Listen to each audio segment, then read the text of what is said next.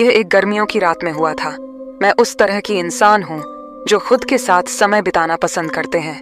रात के लगभग 8 बजे थे और मैं अपने सामने के बरामदे पर बैठकर तारों को निहार रही थी और ठंडी हवा का आनंद ले रही थी। मैंने अपने फोन की घंटी सुनी, इसलिए मैं इसे जांचने के लिए बैठ गई।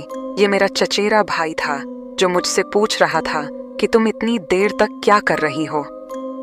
जैसे ही मैंने अपने फोन से देखा तो मेरे पड़ोसी के घर के पास पेड़ के सामने मैंने एक छोटी लड़की को देखा।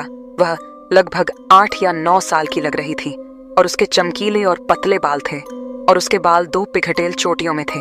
उसने एक सफेद फ्रॉक पहनी हुई थी जिसके चारों ओर लाल पोल्का डॉट्स थे। पोशाक सीधे उसके घुटनों तक थी और उस पर सफेद लेस थी। नीचे के रिम के चारों ओर उसने चमकदार काली हील्स पहनी हुई थी, लगभग वैसी ही जैसी कोई छोटी लड़की बर्थडे पार्टी में पहनती है। वह इतनी मासूम लग रही थी कि मैं उसे 30 सेकंड तक लगातार घूरती रही। वह ठीक मेरी ओर देखती रही, वो जरा भी नहीं हिल रही थी।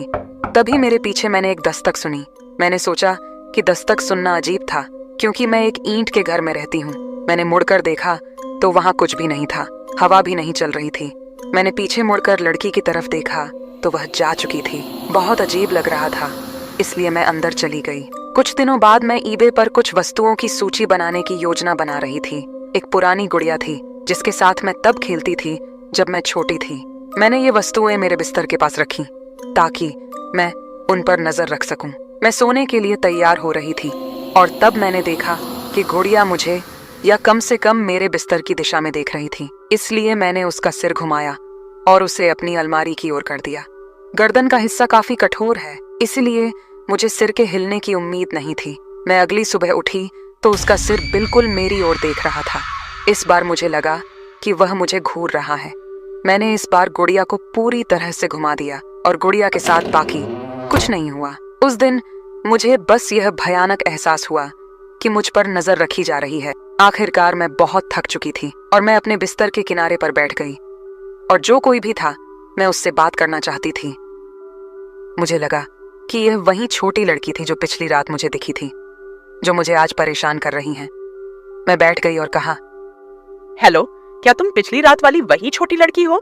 मुझे कोई जवाब नहीं मिला, इसलिए मैंने विषय बदल दिया और कहा कि क्या तुम्हें मेरी गुड़िया पसंद है? क्या तुम चाहती हो कि मैं इसे रखूं, इसीलिए तुम यह सब कर रही हो? मुझे कुछ नहीं मिला, इसलिए मैं थोड़ी देर के लिए चुप बैठ गई क्योंकि मुझे नहीं पता था कि मुझे क्या कहना है। लगभग 5 मिनट तक मौन बैठने के बाद मैंने आगे अलमारी की ओर देखा और देखा कि अंदर कपड़े हिल रहे थे। मैं बहुत उलझन में थी क्योंकि मेरे कमरे में ऐसा कुछ भी नहीं था जिससे अंदर हवा चले। मैंने बोला कि तुम क्या चाहती हो कि मैं अलमारी में देखूं? फिर कपड़े हिलना बंद हो गए। मैं फिर से बेहद उलझन में थी। मैं उठकर अपनी अलमारी की ओर देखने जा रही थी, लेकिन जैसे ही मैं उठने वाली थी मुझे महसूस हुआ कि मेरी गर्दन के पीछे उंगलियां रेंग रही हैं। मेरे पूरे शरीर पर रोंगटे खड़े हो गए थे और मैं अपने बिस्तर से झटके से उठी। मैंने देखा तो वहां कुछ भी नहीं था। इससे मैं निराश हो गई। ऐसा लग रहा था कि यह जो कुछ भी था वह सिर्फ मेरे साथ खिलवाड़ कर रहा था।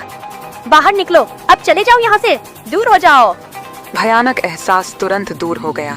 वैसे मैं भी कमरे से बाहर चली गई क्योंकि मुझे लोगों के बीच रहने की जरूरत है। जब भी कोई मुझसे पूछता है कि क्या मुझे कभी कोई पैरानॉर्मल एक्टिविटी का एहसास हुआ है, तो सबसे पहले यही बात दिमाग में आती है और मुझे लगता है कि मैं अब कभी अकेले नहीं रह सकूंगी।